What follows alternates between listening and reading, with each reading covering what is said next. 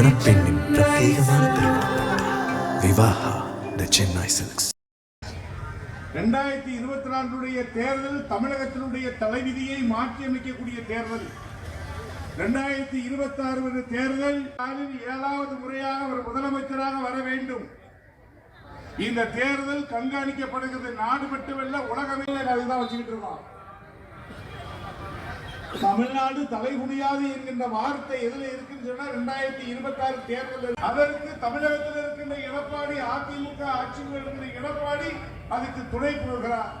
தமிழகத்தில் சில பேர் துணையோடு இருந்து தமிழ்நாடு மக்கள் தலைகுனிய கூடாது, தமிழன் தலைகுனிய மாட்டான் என்ற ஒரு வார்த்தையை தளபதி உச்சரித்து அங்க அப்படி சொல்லிட்டு இங்க குழிய வெட்டுதான். நமக்கு 6 அடி குழிய வெட்டிக்கிட்டு இருக்காங்க. நம்மள மூடதுக்கு எல்லாரும் கவனமாக இருக்க வேண்டும் என்று பகுதியில் நடத்த ஆணையிட்ட அண்ணாச்சி ஆவுடையப்பன் அவர்களுக்கும் ஒவ்வொரு தாய்மாருக்கும் இந்த உரிமை தொகை மூலமாக நீங்கள் பெறக்கூடிய தொகை இதுவரை 29,000, இப்பொழுது கொடுத்திருக்கின்ற 5,000 சேர்த்து 34,000 ரூபாய் ஒவ்வொரு தாய்மாருக்கும் இதுவரை கிடைத்திருக்கின்றது என்பதை இங்கே நான் தெரிவிக்க கடமைப்பட்டிருக்கின்றேன்.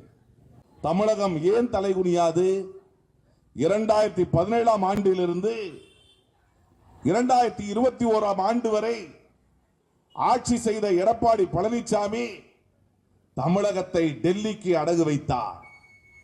அவர் டெல்லிக்கு அடகு வைத்து நம்முடைய உரிமைகளையும் பறிக்கக்கூடிய ஒன்றிய அரசுக்கு தமிழகத்தை அடகு வைத்து நம்முடைய உரிமைகள் முழுமையாக பறிபோயின. இதற்கான காரணம் எடப்பாடி பழனிசாமி.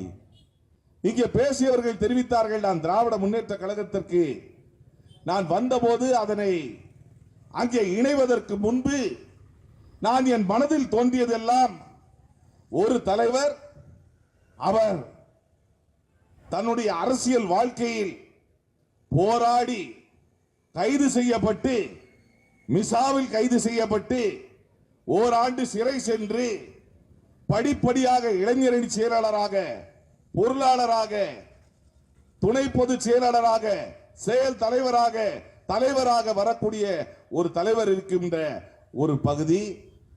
அதே போன்று எடப்பாடி பழனிசாமி தலைவராக ஏற்கக்கூடியவரா என்பதை சிந்தித்து பார்க்கும் பொழுது இங்கே ஒரு செய்தியை சொல்லுகின்றேன். சிலுவம்பாளையம் பஞ்சாயத்தில் பிறந்தவர் தான் எடப்பாடி பழனிசாமி. ஆனால் சிலுவம்பாளையம் பஞ்சாயத்து தேர்தலில் 1986 ஆண்டு தோற்றவர் பஞ்சாயத்து தலைவராக எடப்பாடி பழனிசாமி. அவரை தலைமை ஏற்க முடியுமா? 1986 ஆண்டு பஞ்சாயத்து தேர்தலில் வெற்றி பெறக்கூடிய, அதில் வெற்றி பெறவே முடியாத ஒரு நபர் எங்கே மிசாவில் கைது செய்யப்பட்டு படிப்படியாக அரசியலில் உயர்ந்து இன்று தமிழகத்தினுடைய முதலமைச்சராக, தமிழக மக்கள் தான் எனக்கு என்னுடைய சிந்தனை என்று உழைக்கக்கூடிய தலைவருடைய ஸ்டேச்சர், அவருடைய தகுதி, அந்த தகுதியை பார்த்துதான் நான் இன்று திராவிட முன்னேற்ற கழகத்தில் இணைந்து ஒரு தொண்டனாக அங்கே நான் பெருமைப்படுகின்றேன் என்பதை இங்கே நான் தெரிவிக்க கடமைப்பட்டிருக்கின்றேன். பிஜேபிக்கு அடிபணிந்து கொண்டிருப்பவர் எடப்பாடி பழனிசாமி. நீங்கள் அனைவரும் பார்த்திருப்பீர்கள், ஒரு கூட்டணி என்பது எப்படி அமையும் என்பது உங்களுக்கு தெரியும். நம்முடைய தலைவர் அவர்களை கூட்டணி கட்சிகள் இன்று அறிவாலயத்தில் வந்து பார்த்து கூட்டணி அமைகின்றது.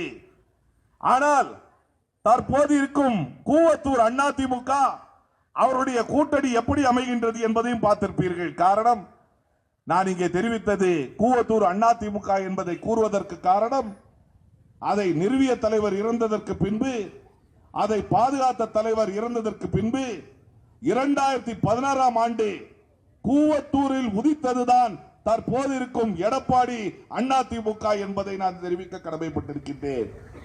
அந்த கூவத்தூர் அதிமுக அவர்களை பிஜேபி நேரடியாக ஸ்டார் ஹோட்டலுக்கு வாருங்கள் என்று தெரிவித்த போது இவர்கள் அனைவரும் அந்த ஸ்டார் ஹோட்டலுக்கு சென்று நில்லுங்கள் என்றால் நிற்கின்றார்கள், கையெழுத்து போடுங்கள் என்றால் போடுகின்றார்கள், நாங்கள் சொல்வதை கேளுங்கள் என்று சொன்னால் கேட்கின்றார்கள். இதுதான் அங்கே உள்ள துர்பாக்கிய நிலைமை. இங்கே மத்திய அரசிற்கு அடிபணிய கூட ஒரு கட்சி, மத்திய அரசிற்கு அடிபணியக்கூடிய ஒரு அரசியல் இயக்கத்தினுடைய ஒரு தலைவர், மத்திய அரசு சொல்லக்கூடிய எல்லாவற்றையும் கேட்கக்கூடிய எடப்பாடி பழனிசாமி சட்டம் ஒழுங்கு சரியில்லை என்று தெரிவிக்கின்றார். சட்டம் ஒழுங்கை பற்றி எடப்பாடி பழனிசாமிக்கு பேசுவதற்கு அருகதை இல்லை. காரணம், கொடநாடு கொலை வழக்கில் முன்னாள் முதலமைச்சர் அவருடைய இல்லமான கொடநாடில் எத்தனை கொலைகள் நடைபெற்றது, அங்கே எப்படி சிசிடிவி கேமரா அணைக்கப்பட்டது, எப்படி மின்சாரம் அங்கே துண்டிக்கப்பட்டது, எப்படி அந்த கொலைகள் நிகழ்த்தப்பட்டன என்பதற்கு விசாரணையே நடத்தாமல் இன்றைய தினம் சட்டம் ஒழுங்கை பற்றி பேசுகின்றார். நான் தெரிவிக்கின்றேன், தம்பி பிரபாகரன் தெரிவித்தார் 200 தொகுதிக்கு மேலே வர வேண்டும் என்று சொல்லி. நமக்கும் ஒன்றிய அரசின் பாரதிய ஜனதா கட்சிக்கும் தான் வருகின்ற தேர்தலில் போட்டி. காரணம், அதிமுக என்ற ஒரு இயக்கம் 2026க்கு பின்னால் இருக்க போவதில்லை. பிஜேபி அதிமுகவை முழுமையாக அபகரித்து விட்டது. பிஜேபி இன்று அதிமுகவினுடைய முடிவுகளை நிர்ணயிக்கக்கூடிய ஒரு கட்சியாக விளங்குகின்றது. பிஜேபி சொல்படிதான் அதிமுக நடக்க வேண்டும் என்ற ஒரு துர்பாக்கியமான நிலைமையை உருவாக்கி இருக்கின்றது. திராவிட கொள்கைகள் அதிமுக பின்பற்றவில்லை. பிஜேபியினுடைய கொள்கைகளை அதிமுக பின்பற்றி கொண்டிருக்கின்றது. 2026ஆம் ஆண்டிற்கு பின்பு 2 இயக்கங்கள் தான் இருக்கும். நாம் ஆளுங்கட்சியாக இருப்போம்.